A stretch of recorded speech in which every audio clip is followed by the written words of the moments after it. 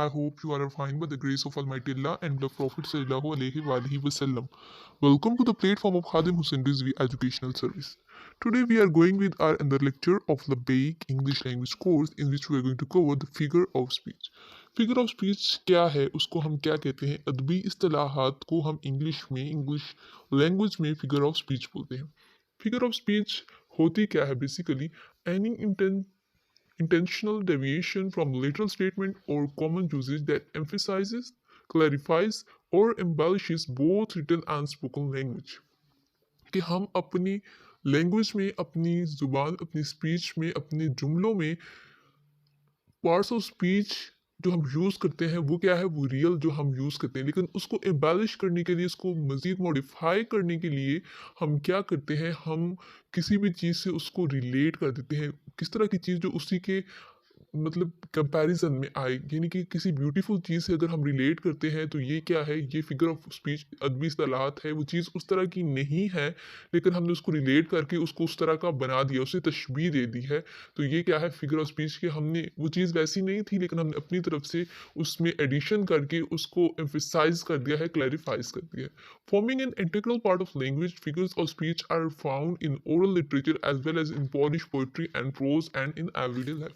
हम क्या करते हैं कि ये जो फिगर ऑफ स्पीच है, ये हम कब ज़्यादा यूज़ करते हैं, हम अपने बोलने में बहुत ज़्यादा यूज़ करते हैं. इसके अलावा जो फॉर्मल राइटिंग है उसमें हम इसका यूजेज बहुत कम करते हैं, लेकिन पोइट्री, प्रोजेस वगैरह में ये बहुत ज़्यादा हाई पीक पर यूज़ किए जाते हैं. क्यों? क्योंकि उसमें बहुत ज़्यादा तशबीह दी जाती है, चीज़ों को बहुत ज़्यादा रिलेट किया जाता है पोइट्री में.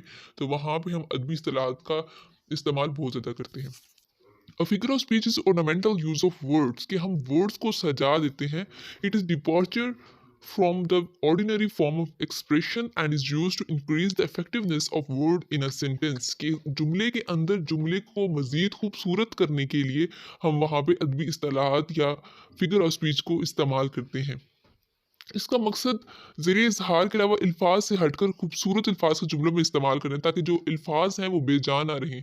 खूबसूरत अल्फाज इस्तेमाल किए जाएँ ताकि जो बोलने वाला हमने बात की है वो भी क्या हो जाए, खूबसूरती से हम उसको रिलेट करते हैं, तो जो सुनने वाला है उसको ये वर्ड इफेक्टिव लगते हैं. If we say there are four pillars in the building, the word pillars is used in the ordinary sense.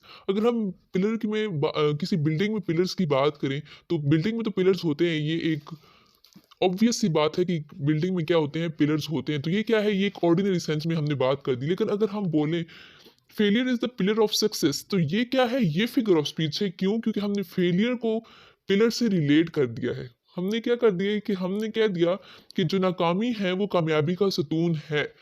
अभी हमने उस चीज़ को रिलेट किया, असल में वो चीज़ इस तरह से नहीं है, लेकिन हमने उसको इस तरह से तशबीह दे दी है. तो ये क्या है, फिगर ऑफ स्पीच. इसको हम क्या कहते हैं, इसको हम अदबी इस्तेलाहात कहते हैं. अगर हम इसको देखें, इसकी टाइप्स को देखें फिगर ऑफ स्पीच की, तो वो कौन कौन सी हैं? Simile, metaphor, personification, apostrophe, hyperbole, पैराबोल, ये क्या है, ये टाइप्स हैं किसकी, फिगर ऑफ स्पीच की. तो अब हम इनको देखते हैं बारी बारी. सिमिली क्या होता है? It is a Latin word that means like.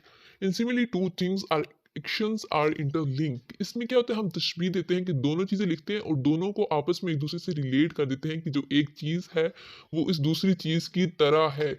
की तरह है यानी कि उस दोनों चीज़ों को बिल्कुल बराबरी पे रख के, कंपैरिजन में रख के हम उसको कह देते हैं कि जो एक चीज़ है वो दूसरी चीज़ की तरह है. किस तरह से? He wandered lonely as a cloud, कि वो बादल की तरह अकेला घूम रहा है. अब बादल की तरह, बादल से तशबीह दी है, तो ये क्या है, सिमिली. लेकिन अगर हम मेटाफर देखें तो मेटाफर में क्या है, तो metaphor is an implied comparison without the use of any comparative word. In metaphor, words like so as are not used. कि इसमें क्या होता है कि हम किसी चीज़ से रिलेट नहीं करते कि चीज़ उसकी तरह नहीं है, बल्कि हम क्या कहते हैं कि चीज़ वही है. जिस तरह हम बोलते हैं he is a shining star, वो एक शाइनिंग स्टार नहीं है, लेकिन हमने क्या किया, हमने यहाँ पे एक इस्तेलाह इस्तेमाल की, फिगर ऑफ स्पीच यूज़ किया.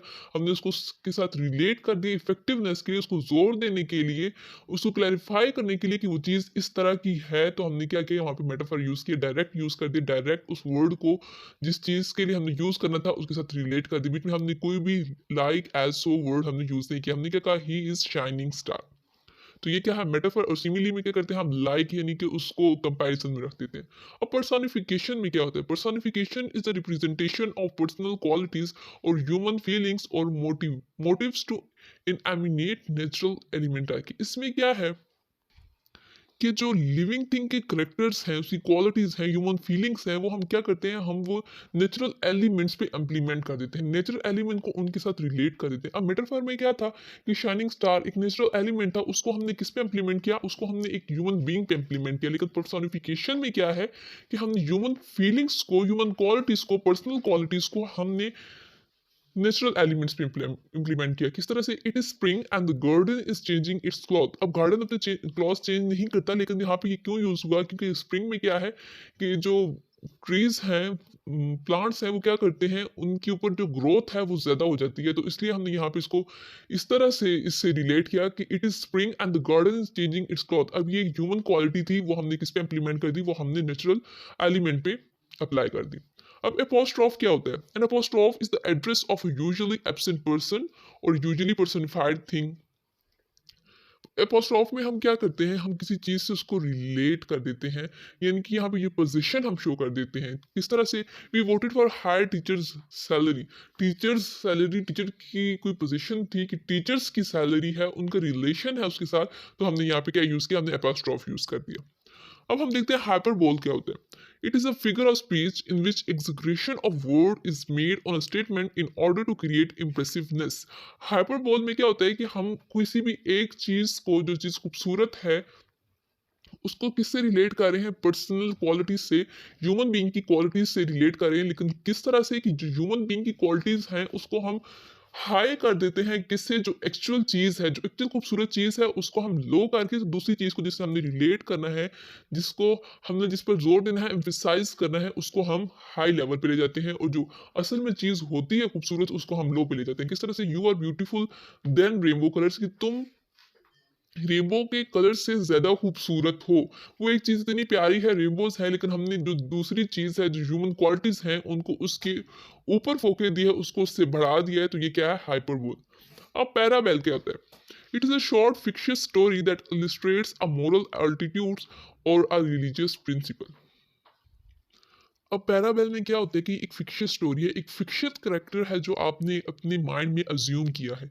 तो इसमें क्या होता है कि हम किसी भी जो मॉरल ऑल्टीट्यूड है या फिर रिलीजियस प्रिंसिपल है, उससे हम उसको रिलेट कर देते हैं कि ये चीज़ इस तरह से अच्छी थी, इस तरह से उसने उसको अज्यूम किया था। किस तरह, in some way his life is parable of gripping effect of great wealth, for he always assume that everyone was after his money and out to cheat him. कि अपने आप से कोई चीज़ कंसीडर करना। किस तरह से, एग्जांपल में क्या है कि उसके पास इतनी मनी थी, तो वो हर वक्त ये चीज़ अज्यूम करता था, उसके माइंड में हर वक्त ये चीज़ होती थी कि हर बंदा उसकी दौलत के पीछे है। अब ये चीज़ इस तरह से है नहीं, लेकिन उसने अज्यूम की है, मोरल एटीट्यूड, मोरल करेक्टर से उसने इसको रिलेट किया है, तो ये क्या है, पैराबल। इसके बाद एक टाइप है यूपोफिज्म। उसमें क्या होता है कि हम किसी, by using euphemism we speak in a soften and milder form to give the expression of unpleasant thing. इसमें क्या है कि हम एक आराम से, एक सॉफ्ट से वे में हम कोई बात करते हैं, लेकिन बात क्या है, असल में बात कोई सख्त है, कोई अनप्लेजेंट बात है, जो हमने इतनी आराम से माइल्डर वे में बात कर दी, यानी कि बात आगे पहुंचा दी, लेकिन असल में जो उसका असर था वो क्या था, वो अच्छा नहीं था। तो इसको हम क्या बोलते हैं, euphemism. For example, he told us a cock and bull story, कि उसने उसके साथ कोई झूठ बोला, तो ये क्या, इतने आराम से उसने उसको कहानी सुना दी, लेकिन असल में क्या था, वो चीज़ गलत थी। तो ये क्या है, इन्फॉर्मेशन। अब हमने आज देखी क्या, फिगर ऑफ स्पीच कौन कौन से, simile, metaphor, personification, apostrophe, hyperbole, information and parable. अब फिगर ऑफ स्पीच क्या है, ये अदबी इस्तेलाहत हैं, हम क्यों यूज करते हैं, हम किसी भी सेंटेंस को मॉडिफाई करने के लिए, अडॉन करने के लिए इनको अपने सेंटेंसेस में यूज करते हैं। फॉर्मल राइटिंग में इनका यूसेज बहुत कम है, लेकिन हमारी जो इनफॉर्मल स्पीकिंग है उसके अलावा हमारी पोइट्री और प्रोजेस में इनका यूसेज बहुत ज़्यादा है। That's it, best of luck, thanks for coming at the platform of the English language course, and अल्लाह हाफिज़।